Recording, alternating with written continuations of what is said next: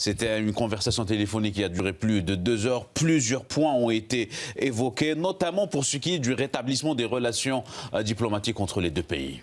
Effectivement, c'est un fait vraiment très intéressant que cette conversation téléphonique a duré presque 2h30, notamment 2h28.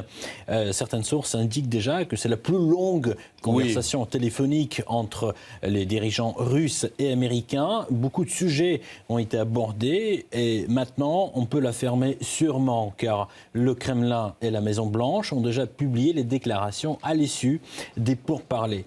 Mais la principale avancée, c'est l'accord de Vladimir Poutine à l'initiative de Donald Trump d'arrêter les frappes mutuelles entre la Russie et l'Ukraine visant les infrastructures énergétiques. Je vous propose donc d'écouter cet extrait de la déclaration publiée sur le site du Kremlin.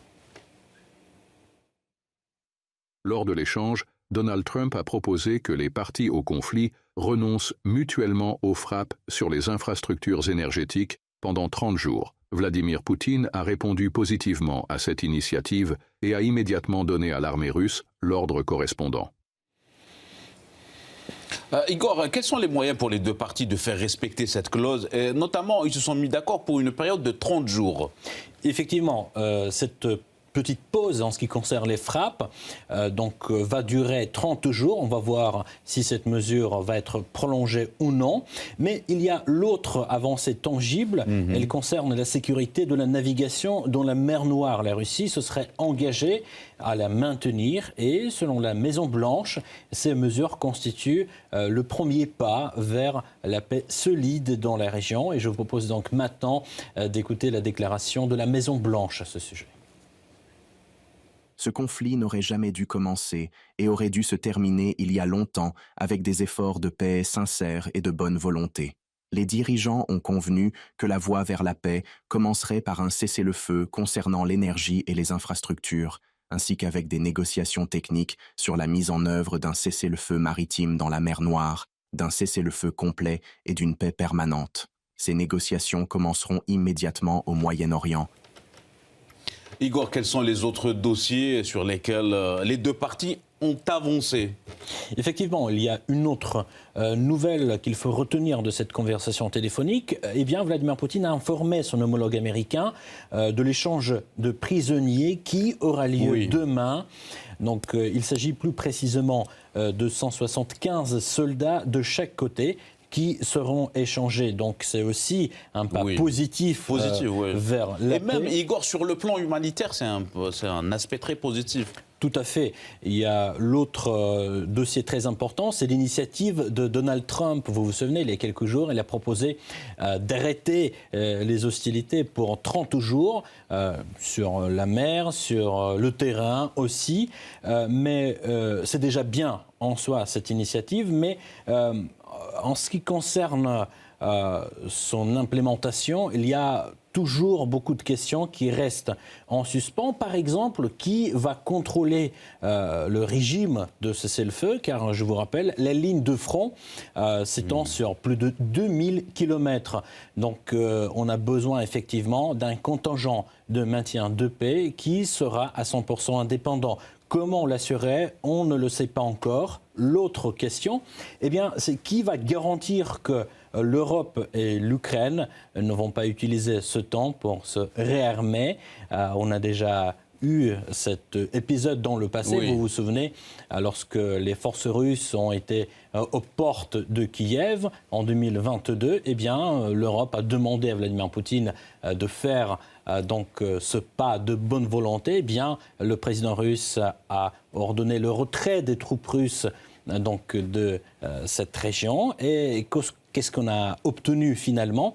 Eh bien, Kiev a utilisé ce temps pour se réarmer.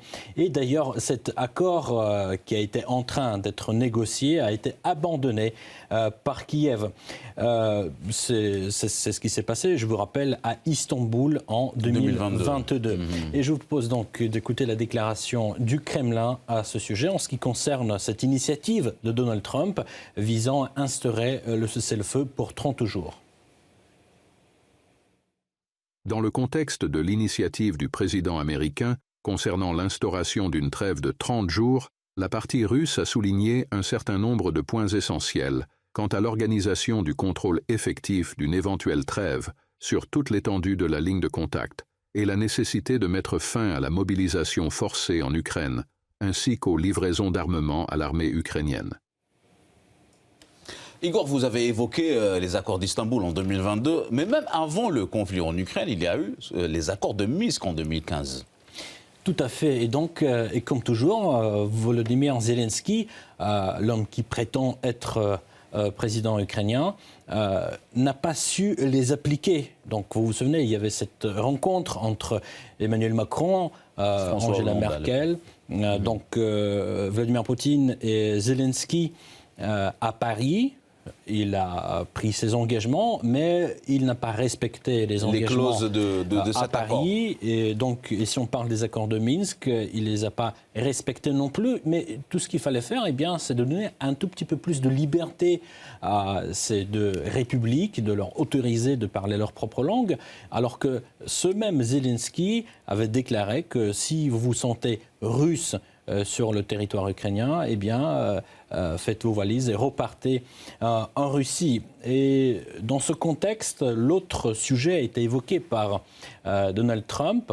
Je vous rappelle que, outre le cessez-le-feu, c'était son initiative, il y avait une autre initiative, une autre demande, si je puis dire, eh bien, c'est de préserver les vies des terroristes ukrainiens qui ont été encerclés par les forces russes dans la région de Koursk. Je viens de lire les communiqués des deux parties, mais d'après ce que je vois, il n'y a pas beaucoup d'avancées en ce qui concerne ce sujet, la préservation de leur vie, car il y a vraiment beaucoup de questions qui restent en suspens. À votre avis, Igor, il n'y a pas beaucoup d'avancées par rapport au régime de Kiev ? Il n'y a pas beaucoup d'avancées parce qu'il y a beaucoup de questions qui restent en suspens. Par exemple, toutes ces personnes ont commis énormément de crimes sur le territoire de la région de Koursk. Et maintenant, lorsque la ville de Soudja avait été libérée, maintenant on reçoit des témoignages des locaux qui disent des choses vraiment incroyables qui se sont déroulées sous l'occupation ukrainienne. Et l'autre question, eh bien, comment peut-on préserver les vies de toutes ces personnes si ces personnes portent des armes ? Elles sont armées, elles se trouvent sur le territoire souverain de la Fédération de Russie. Eh bien, pour cela, il faut que le soi-disant président ukrainien Zelensky donne l'ordre publiquement qu'il se désarme. C'est bien la seule possibilité pour eux de garder leur vie. Maintenant, je vous propose donc d'écouter la déclaration du Kremlin à ce sujet. L'attention a été attirée sur les crimes barbares de nature terroriste commis par les Ukrainiens contre la population civile de la région de Koursk. L'Europe. Et qu'en est-il de l'Europe, Igor ? Bien sûr, c'est l'autre question qui reste en suspens, c'est la place de l'Europe dans toutes ces négociations. Je tiens à vous rappeler que l'Europe, ici, adopte une position vraiment un tout petit peu ambiguë, contradictoire. Et c'est le moins que l'on puisse dire.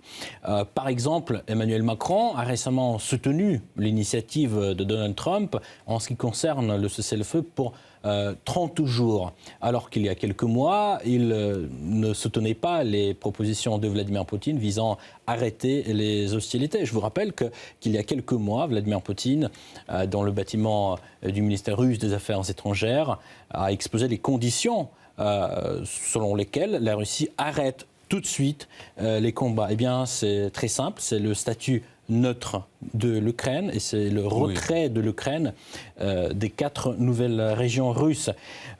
Mais en même temps, Emmanuel Macron, qui parle de la paix, eh bien, il le déclare comme ça publiquement, qu'il discute l'initiative d'envoyer les troupes européennes de maintien de paix sur le sol ukrainien. Hier, j'ai eu l'occasion de poser cette question au porte-parole du Kremlin qui a dit que ce n'était pas du tout possible car la mission de maintien de paix, eh bien, il faut qu'il y ait un accord des deux parties de la Russie et de l'Ukraine. Mais là, ce n'est pas du tout le cas. Les missions de maintien de paix, généralement, elles sont assurées et sous la tutelle des Nations Unies et non pas d'une autre puissance étrangère. Dans la plupart des cas, ça se passe comme ça, mais ça peut être le cas si la Russie et l'Ukraine donnent leur accord, effectivement. Mais là, ce n'est pas du tout le cas en ce qui concerne les troupes européennes, car vous savez bien que Moscou refuse. Il y avait beaucoup de mercenaires européens qui se battaient contre les Russes.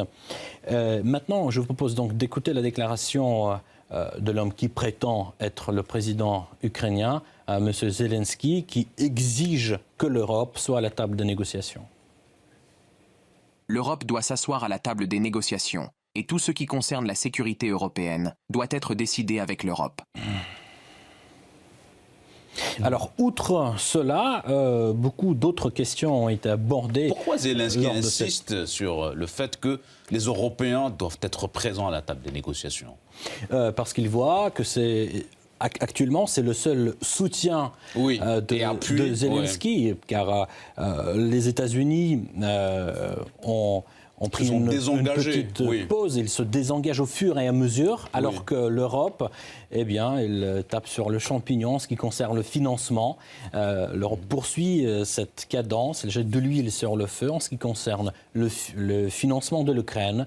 L'appui militaire. Il y a beaucoup d'armes qui viennent en provenance de l'Europe sur le territoire ukrainien, donc lui, il comprend très bien qu'actuellement, l'Europe, c'est sa dernière chance. Mais outre l'Ukraine et les affaires bilatérales, beaucoup d'autres questions ont été discutées. Par exemple, le Moyen-Orient. Oui, tout à fait. Déjà, c'est très important que les deux puissances nucléaires, telles que la Russie et les États-Unis, discutent de telles questions. Et d'ailleurs, Vladimir Poutine et Donald Trump se sont mis d'accord pour continuer ces échanges en ce qui concerne toutes ces questions, pas uniquement en ce qui concerne l'Ukraine, mais je tiens à vous dire qu'il y avait aussi le sujet du sport. Et là, c'est vraiment intéressant car Donald Trump a soutenu l'initiative de Vladimir Poutine d'organiser aux États-Unis et en Russie les matchs de hockey avec les joueurs américains et russes. Donc les deux dirigeants ont convenu aussi de rester en contact. Et ce qui est aussi très important, ce que j'ai lu sur le site de la Maison-Blanche, c'est que les relations russo-américaines ont de très belles perspectives. Donc même le sport est concerné par ce rapprochement entre les États-Unis et la Russie. Beaucoup de sujets ont été discutés. Tout à fait. 2h28. C'est un record absolu dans l'histoire des relations russo-américaines. D'ailleurs, même d'autres dossiers ont été évoqués, tels que la situation en mer Rouge et le Proche-Orient. Merci à vous encore une fois, Igor Korachenko, pour ces détails, pour cette analyse concernant cet entretien téléphonique entre le président américain Donald Trump et le président russe Vladimir Poutine. Merci à vous, Igor. Merci, Amine.